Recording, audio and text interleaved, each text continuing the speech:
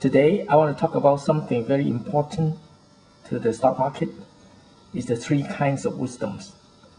Conventional wisdom is the first kind of wisdom which can last for a long time until proven wrong. The most popular one is the earth is flat. Everybody believes in this until about 500 years ago. Somebody proved it wrong, that the world is in fact round, not flat. Another one, heavier than air cannot fly. Well, everybody knows that this is wrong, but 100 years ago, before the invention of the airplane, that was true. What you cannot see cannot exist.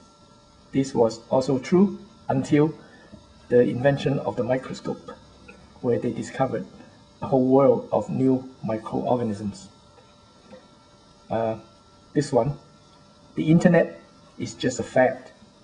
Well, many experts said so about 20 years ago.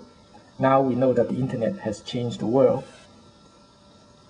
The market, the capitalist market, can solve all problems. Well, I put a question mark here. You should ask yourself, really, can it do it? The devil is in the competition. If the market has no competition, it cannot solve any problem. The last one, relevant to the stock market, we should ask, is there really true competition in the stock market? I'll put a question mark there. You should think about it.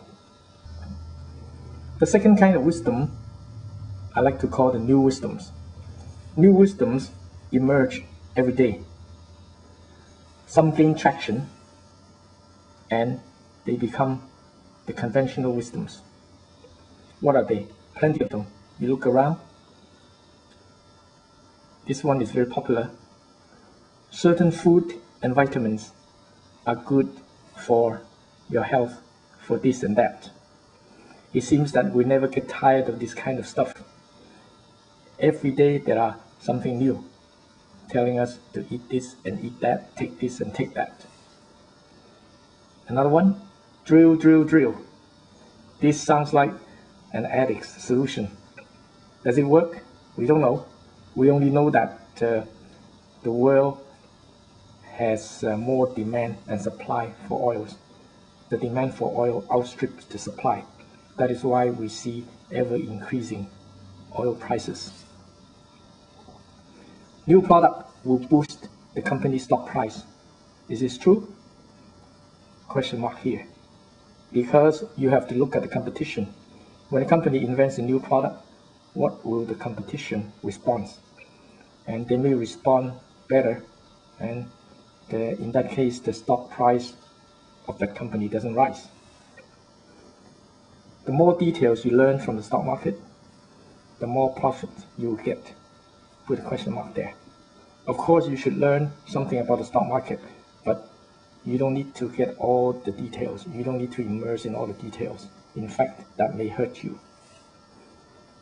Government regulations make a more competitive stock market. Is that true? Well, government officials can be bribed and look the other way. So there are regulations there, but it may not be enforced. Now we come to the true wisdoms. True wisdoms are not something concrete. You possess the true wisdoms if you question everything you see and hear in this world. When you refuse to be led like a sheep, you've possessed the true wisdom. You don't follow, you think. And you also find out that the more you know, the more you need to learn. And you use your mind to think and to reason. This is what I mean by true wisdom. And you have to recognize that the world is changing faster and faster every day. That is why you have to be vigilant, adaptable, and flexible. If you try to be like that, you possess the true wisdoms. Now, let us try to apply the true wisdoms to the stock market. There are a lot of forces that make the stock markets move up and down. And you have to recognize that those forces which impact you most originate from the big players, because their intentions to sell or buy always remain a mystery. And those forces are not resided in the market. Everybody thinks that the market can do something, but the market is just a myth. It's something nobody understands. The big players determine the peaks and the bottoms. It's not the market that depends the peaks and the bottoms. And as a small player, you only play within the range of peak and bottom. You can never play above that or below that. Remember, as a small player, you only play within the range of a peak and a bottom. You cannot play beyond that range. As a consequence, if you play close to the bottom, you are very lucky because you have much less risk. If you happen to play close to the peak, you incur very high risk. Think about that. And so when you try to buy any stock, you have to ask yourself, where and when are the previous peaks and bottoms?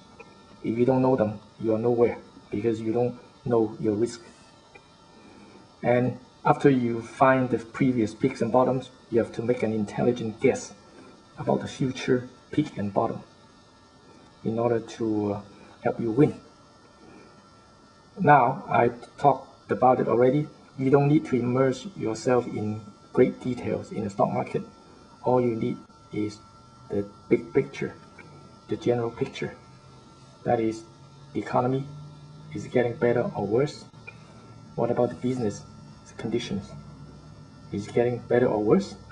And also you have to know about the certain characteristics of each industrial sector.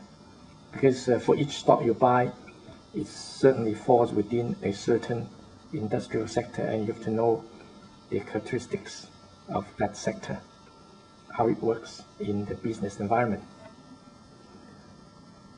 This one I try to emphasize many times. You play short term in order to build the long term. So when you are playing the stock market, you have to pay attention to both. You invest in the long term, but also you play in the short term in order to reap the advantages of frequent rise and falls in the prices. At any given time, as a small player, you should have some cash to buy and some stocks to sell. That means you keep yourself very flexible. At any given day, you can still make some money. This is the same strategy as the big players. They buy and they sell every day. They don't just buy millions and millions of shares and sit there to wait.